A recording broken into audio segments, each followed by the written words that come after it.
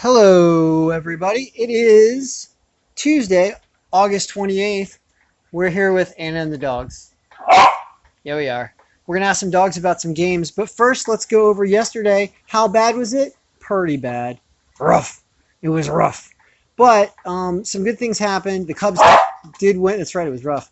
Uh, the Cubs did win. We lost to Philadelphia. Colorado came back to take the lead and then blow it to the Angels. I was on two roads called Trout Road today, and it made me laugh because Mike Trout was back in the lineup and made an impact.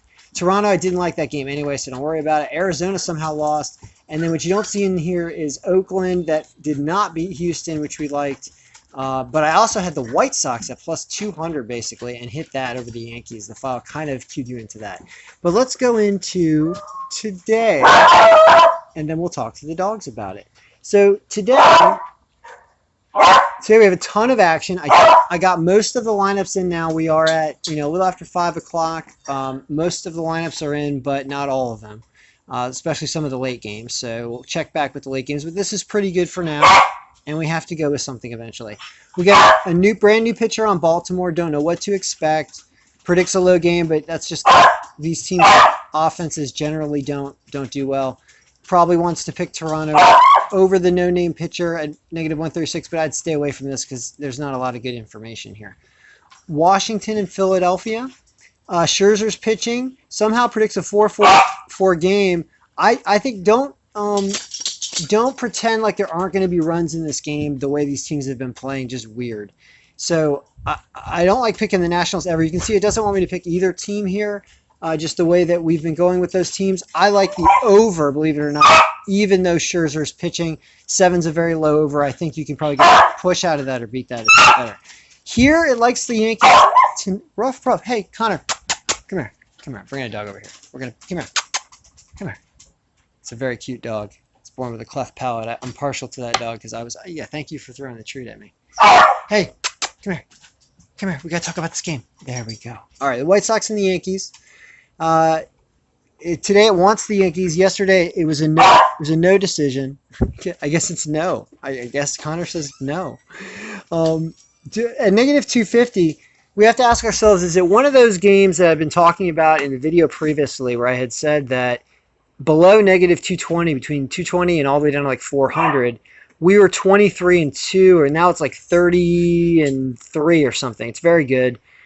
Do we lump this game into that category as an 8th pick? And James Shields is not a good pitcher, so the answer is probably yes. And Lynn has been pitching better with the Yankees. You can actually look at that stat and the breakdown of what he's been doing with just the Yankees by looking at Lynn here in the pitcher stats sheet. And they both say Yankees, but he just moved over to the Yankees. So these games are the ones from the Yankees, and he's got a 3.8 ERA. He's got a 3.8 ERA. He has a 1-1. The Yankees are okay. I think they are going to beat the White Sox tonight. So I don't think they're as solid as a 250, but they're probably going to win. 7-4, 10, interesting over. Maybe the Yankees team over against Shields is not a bad bet because the only way they're going to lose is getting outscored. Miami and Boston, really loves Boston. Are we inflating Boston stats? No, I think I fixed that problem. Johnson versus Urena. Is Boston going to drop 2 in a row now, right? Or 2 or 3 in a row? I don't think so. This is a more solid bet than the Yankees, but they're both pretty solid. So I would say go with Boston there. Doesn't like anybody in the Milwaukee-Cincinnati game. Doesn't really give you a definitive way on the over. Very close. Anybody plus 1.5, I guess, when it does that. Minnesota and Cleveland. I hate Cleveland. It's hot in Cleveland. It's hot in my head when I think about Cleveland. So I'm staying away from this, what's calling itself a 3rd pick. But an over is a great bet, over 8.5. That sounds like fun. So consider that. The file, of course, says Cleveland. Atlanta and Tampa Bay. Here's a solid win for Atlanta, it's predicting, at negative 130. Because Julio Teheran versus Ron Stanek. I think that's That's a pretty good bet. I like that as a fourth pick. I like that better than Cleveland. Especially I like the line better. You can see that. See, do not lump Cleveland into our negative 220 to 250 thing. The file wants you to do it, but don't do it. Because Cleveland's just not reliable. So you can see with this negative 2%. Look at when I say Boston's reliable, that's because Boston's at 9%. Are the Yankees reliable? The Yankees are at 5%. They're more reliable. Cleveland's not. There's a reason why I'm saying it. So Tampa Bay, Atlanta, do like Atlanta. They're at 21%. That's why I like them, right? Tampa Bay's been letting you down a couple of days last week or so, so I believe it. Yankees and the Cubbies. Cubbies again. Cubbies continue to roll. It's an interesting game. Hamels versus DeGrom. I like this predicted score. Starts to make sense now. I think an under, especially if the wind is blowing in, check the wind on that. Any wind situation not blowing out, I like the under 9 in that game. And I like the Cubbies. Cubbies. Dodgers and Texas. Dodgers are at negative 220, only 1.2 because of that. Gerardo wins half his games. Bueller does too. Not as strong. You can see, like, when I think about Cleveland and the Dodgers, I think about weaker games at this line. So it's the 10th pick. I agree with it being the 10th pick of the day. They should win, but who knows? Don't like it. Oakland. All right, where were we? We were at Oakland and Houston. So it favors Houston today, even though they lost yesterday. It doesn't favor them in win strength. Looks like it's going to be a tough game against Morton. But Edwin Jackson, I think, is a little stronger. This team still has heart at plus 190. I can see why it's doing that. I like it. I'm not giving up on Oakland. Hey, Connor. Connor's giving up on Oakland? Or not? No, he knows. He knows not to give up on Oakland. Detroit and Kansas City. This is a game I'd normally stay away from. It likes Detroit in win strength and in... Hey. Inside. This is the life we have to live with. So...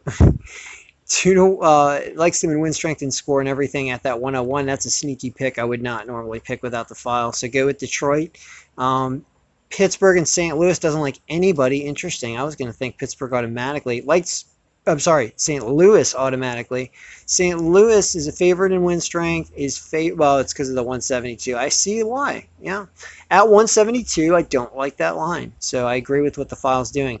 Colorado... and the Angels. Wow. What? Something's wrong. Something's wrong. Okay. So, some things are going to change now. I just realized what happened. Let me show you what's going on. So, in Colorado, we have no Colorado team lineup in here. Which, now, you'll see how everything's connected. So, I'm taking the Colorado team lineup over here. And I am pasting over what it says today's lineup is because they haven't announced their lineup yet. As we do that, all of a sudden, this lineup score and Colorado's lineup score, which is right here, that just went way up. So what you just saw of the Angels being hugely favored all of a sudden switched, and now Colorado's favored because Colorado all of a sudden has a team playing. So now this will also affect other things. As you can see, this Pittsburgh-St. Louis score just changed. This changed a little bit. It's because the reason why this stuff changes is it's all related to what's available throughout the day. It's because you have options throughout the day with what you pick, so we compare those options and we say, you know, if there's a bunch of strong teams throughout the day, who's going to score the most runs throughout the day? It has to do with the team and their lineup and the pitching they're going up against, and so be it, so forth. But also the other pitchers and the other teams that are going on. So that's why that happens. Some things we'll talk about as we program more enhancements into the file. So now it's switched to Colorado. It looks like nothing else really switched other than this actually. It would stay about the same. So Oakland's still there. So it wants Colorado now heavily because Freeland's better. No Ramirez, higher ERA, more trouble. So I like that. Doesn't think a ton of runs. Seattle and San Diego. Like Seattle because San Diego's pretty bad. And we never take San Diego, as you can see. Negative 123 is okay, so we like Seattle. We don't have lineups in here for these games, by the way, as you could tell, for what happened with Colorado, as we were talking about that. Arizona and San Francisco. And it likes Arizona that didn't pull it off for us last night. Likes it in an under situation because there's good pitching. So that's what's going on today, and it's giving us, I guess, 12 picks. So of those 12, from what I saw here, there's some things I didn't like Cleveland. All right, let's go over it one more time. I don't like this game, so throw that out. I like the over in this game. I like the Yankees, yes. I like Boston, yes. Boston's one of your top picks of the day. Doesn't want anything there, I agree with it. Minnesota, Cleveland, I don't like this in Cleveland, even though the file says yes. Trust the file, don't trust me. I love Atlanta, so Atlanta's a biggie. I love the Cubbies against DeGrom. I also love the under in that game if the wind is blowing in. Dodgers and Texas, probably, yeah, I like the Dodgers there. I like Oakland. I like Oakland plus 1.5 too, even though it was an amazing 16 runs last night or whatever they had. Detroit and Kids, I like Detroit. I like staying away from that at that line. I like Colorado, even though Trout is in the lineup probably. Actually, yeah, you know what we can do? Is let's add Trout into the lineup. I'll show you how to do that as well. So you have the LA Angels, and where's Mike Trout?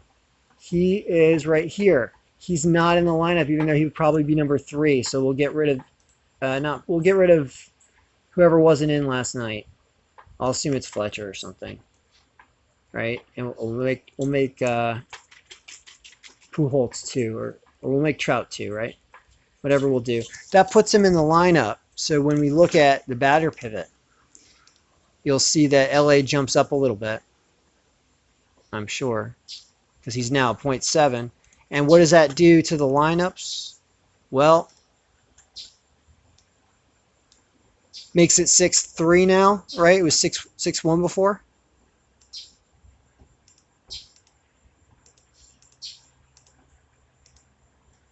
Let's take a look. Just keep going back and forward, backward, forward. Oh, wait a minute. We don't want to go all the way back, that far back.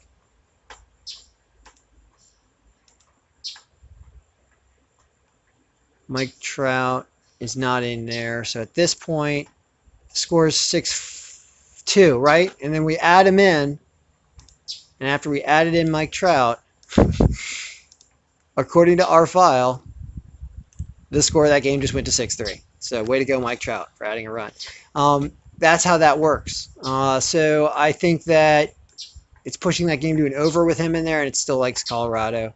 That really tried last night but couldn't pull it off. They do have 0%, and we do win with the Angels. Had we taken the Angels last night, it would have been a real nice win with decent odds. We didn't do it, but we'll see. Anyway, so we're out for now, and I think I might grab a video of some dogs. So may our picks be winning.